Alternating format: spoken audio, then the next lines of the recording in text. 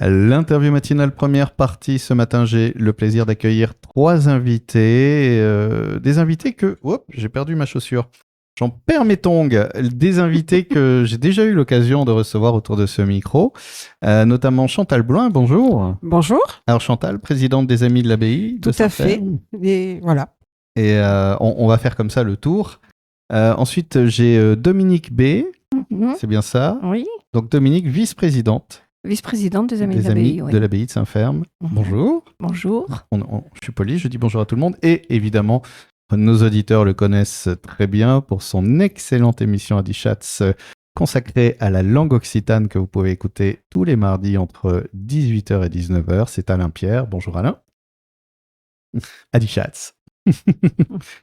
Le sujet qui nous réunit tous les trois aujourd'hui, c'est un salon, c'est une première édition, un salon du livre consacré à l'histoire de la région, à la langue occitane, à l'entre-deux-mers, donc qui réunit des auteurs, des autrices qui écrivent sur le territoire ou dans la langue occitane. Mais d'abord, je propose pour les auditeurs qui l'ignorent encore de présenter l'association des Amis de l'Abbaye de Saint-Ferme. Cette association qui existe depuis un petit moment maintenant. Oh, ça fait à peu près, je vais dire, plus de 30 ans en tout cas.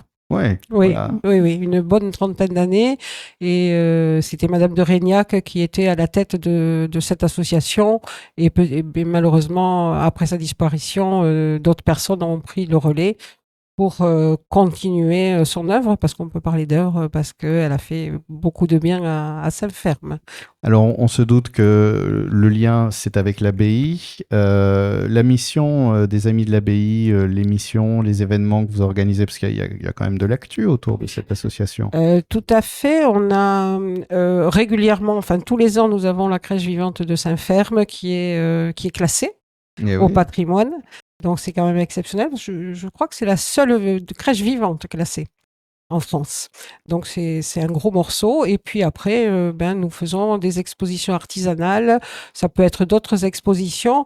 Et on fait venir des groupes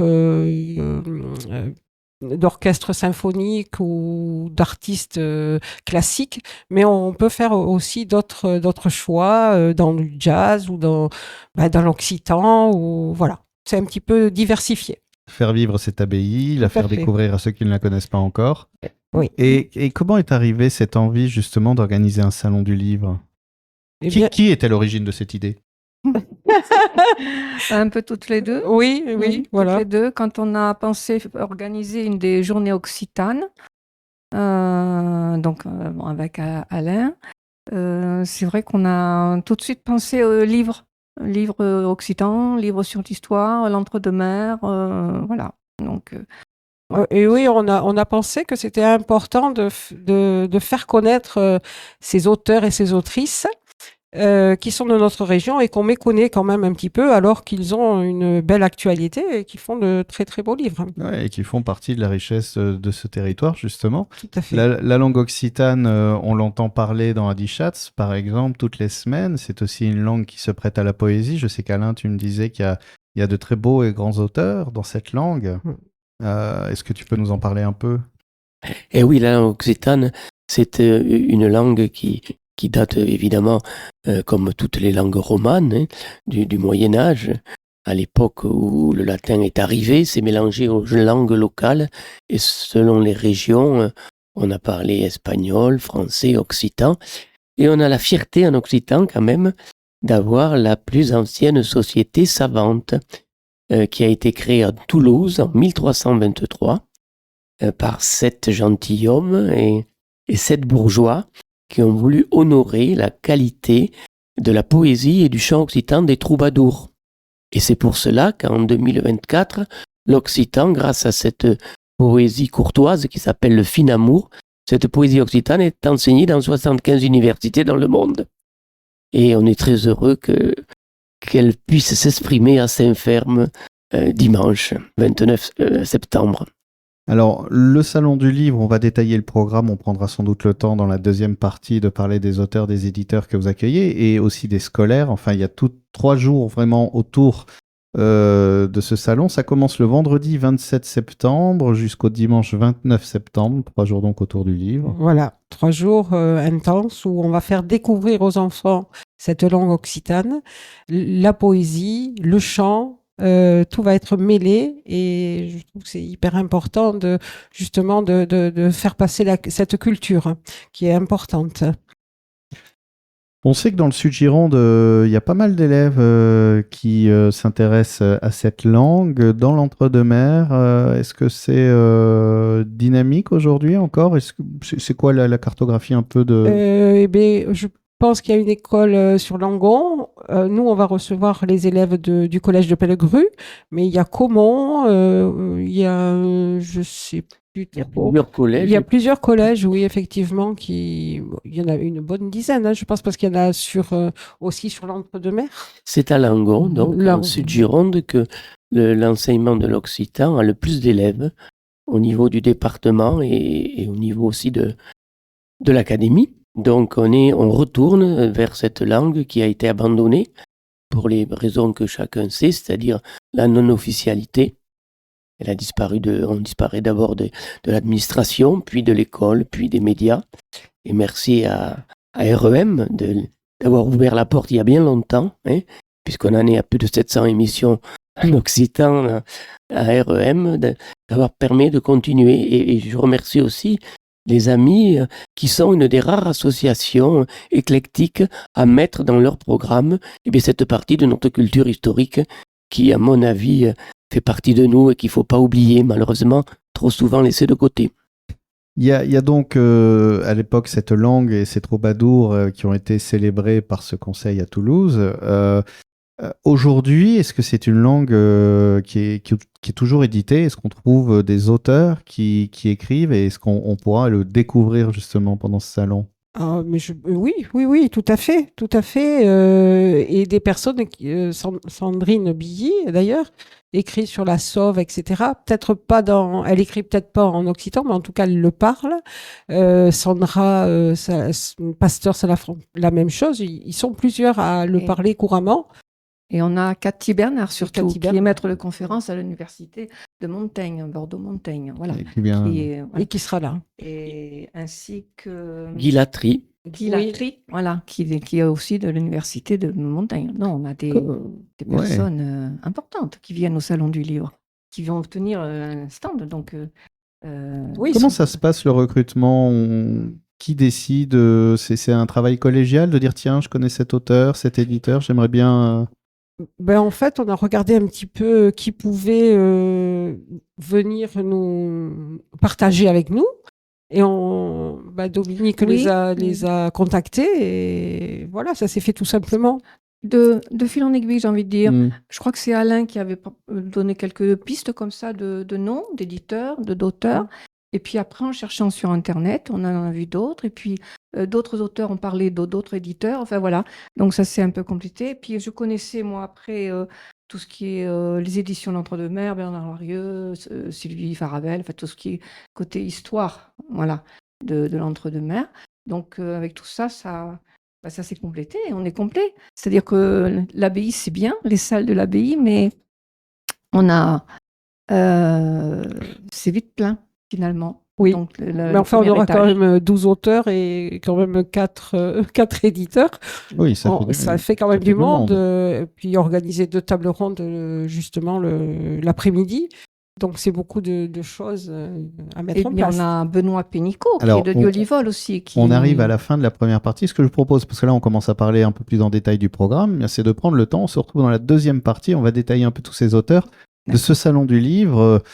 Occitan et autour de l'histoire régionale aussi, et on détaillera tout le programme de ces 3 jours parce qu'il y a de la musique aussi, donc il y a l'accueil des scolaires le vendredi, il y a de la musique, un concert le samedi et donc le salon le dimanche, c'est bien ça? Tout à fait. Alors on va détailler tout ça dans un peu moins d'1 heure maintenant. L'interview matinale, deuxième partie, toujours en compagnie de mes invités, Chantal Bouin, présidente des Amis de l'Abbaye, Dominique B, qui est vice-présidente, et puis Alain Pierre, que vous connaissez dans l'émission Adichatz, grand amoureux et partageur de la langue occitane. Et aujourd'hui, si je vous accueille, on en parlait dans la première partie, pour ceux qui nous rejoignent en cours de route, c'est pour cette première édition du Salon du Livre autour de la langue occitane et de l'histoire régionale, qui est organisée donc à Saint-Ferme les vendredis 27, samedi 28 et dimanche 29 septembre. De nombreux auteurs, éditeurs seront présents puisque l'abbaye est déjà remplie. Mais je vous propose qu'on redétaille un peu le programme parce que c'est pas juste un salon du livre aussi, c'est une série de moments, de temps qui sont... le salon, c'est un peu le point d'orgue du week-end.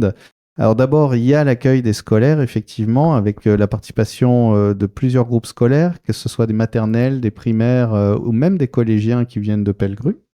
Oui, tout à fait. Donc là, ça s'est fait comment? C'était cette envie de... Alors, par le passé, nous avons déjà reçu les écoles lorsque Brian Stanborough était venu. On avait fait la même chose pour faire découvrir le piano aux enfants. Et ça avait été quelque chose de formidable. Donc, on a toujours voulu refaire ce genre de choses pour que les enfants qui sont scolarisés découvrent autre chose, quelque chose qu'ils n'ont pas l'habitude de côtoyer. Et donc, c'est comme ça que l'idée est venue. On a dit, bon, on va retenter avec les écoles. Et donc, on a contacté Madame Crégimont qui s'occupe de l'ensemble de Saint-Ferme, Soussac et Cazogita pour les petits. Et Madame, je me trompe peut-être, Madame Comte à Pellegru pour les collégiens. Voilà. Et là, l'idée, donc, c'est de leur faire rencontrer les auteurs, c'est ça? Alors, l'idée, non, là, ça sera Monsieur Parsat qui va animer avec Alain la matinée. Ce seront des histoires. Voilà, on va leur faire écouter de l'occitan et leur faire découvrir cette langue parce que les petits, comme ça, ils ne connaissent pas trop, sauf si papy, mamie... parlent l'occitan, mais ils ne sont pas très... voilà. Découvrir la musique de cette langue. Tout à fait. Et le chant.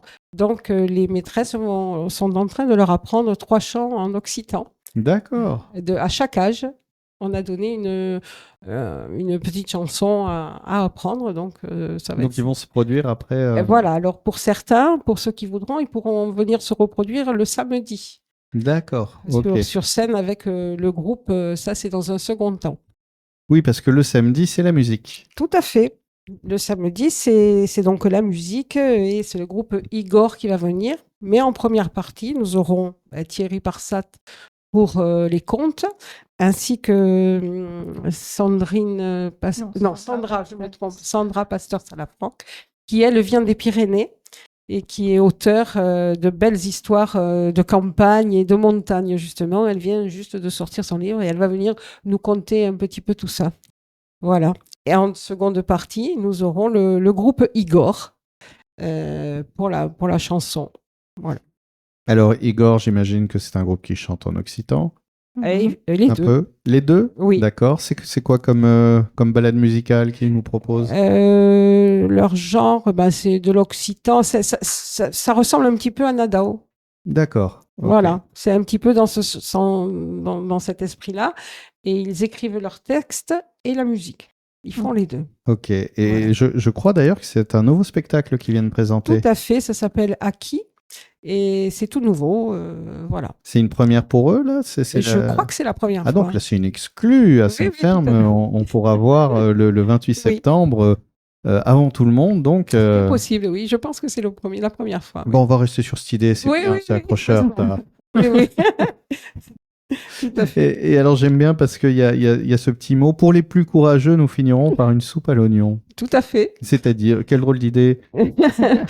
Pour finir dans la convivialité, justement, avec auteur et Sandra, M. Parsat et le groupe Igor, se retrouver tous ensemble autour d'une soupe et puis de nous qui organisons. Je crois que ça sera sympathique, quoi. C'est pour finir en toute convivialité. Ouais.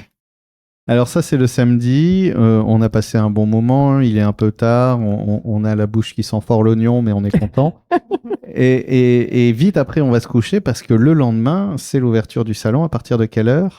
L'ouverture se fait à 10h. Ouais. On commence à accueillir les auteurs à partir de 8 heures qui s'installent. Voilà. Et oui, le salon ouvre à 10 heures, de 10 heures à 18 heures. D'accord. Ouais. Donc ce salon, il accueille pas mal d'auteurs. Je vois que la liste est longue. Je vais vous poser une question terrible. Commencez en parlant de ceux que vous préférez. Mais je crois qu'ils sont tous, ils sont tous bien. Il faut tous venir les découvrir. Voilà, chacun se fera son opinion en les rencontrant. Ils ont un point commun. Oui. Ils sont tous attachés à leur région et ils parlent de leur région. Alors, selon leur désir, certains écrivent en français, la majorité. Oui. Donc, au salon, n'ayez aucune crainte. C'est un salon avec des livres français occitans. Vous pouvez venir, la communication sera française de façon que tout le monde participe. Et il y a quand même quelques auteurs qui écrivent en occitan, comme Guy Latry, comme Cathy Bernard. Voilà. Et l'intérêt, c'est de montrer que cette littérature occitane est encore vivante. On ne la rencontre pas au coin de la rue, mais il faut savoir que c'est la langue régionale qui, en 2024, publie le plus d'ouvrages dans sa langue, parmi toutes les langues de France. Et c'était très intéressant de voir que cette grande tradition qui est partie des troubadours, qui a vu en 1904 l'attribution d'un prix Nobel en littérature à Frédéric Mistral. Donc nous sommes une culture avec notre prix Nobel, on en est fiers. Elle continue aujourd'hui à avoir des écrivains dans tous les domaines, policiers, romans, poésie. Et on est assez étonné de voir que la langue n'est pas très parlée et que la littérature est très vivante. Oui, c'est un curieux paradoxe finalement, enfin plutôt encourageant, puisque tant qu'on a des livres et qui parlent de leur temps avec cette langue, la langue reste inscrite dans le présent finalement. Mais tout à fait, ça permet justement de la faire vivre et je pense que ce genre de salon ou d'activité qu'on pourrait avoir en Occident peut que la faire grandir et la faire connaître. Il y a une table ronde d'ailleurs. Oui, deux tables rondes. Deux tables rondes sur la langue et la littérature occitane à 14h30. Ouais. Et une autre qui pose son regard sur l'entre-deux-mers à 16h.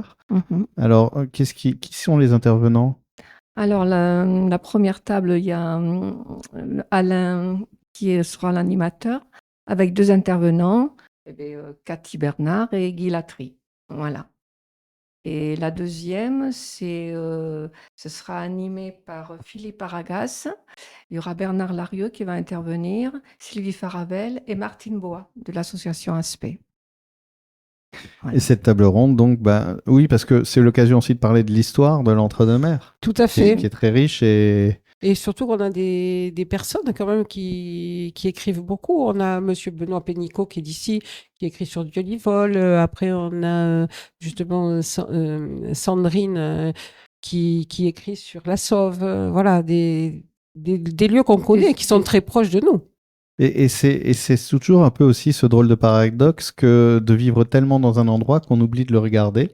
Tout à fait. Et qu'on passe parfois à côté d'histoires, de moments absolument exceptionnels. Et là, c'est l'occasion de découvrir tout ça. Tout à fait. Tout à fait. Il faut venir.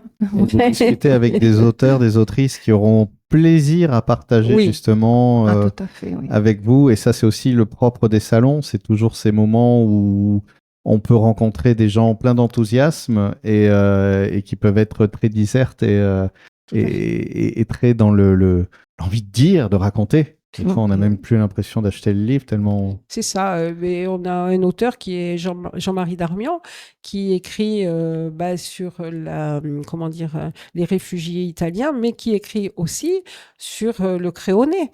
Donc, vous voyez que c'est un petit peu large, mais c'est très sympathique de parler avec ce monsieur.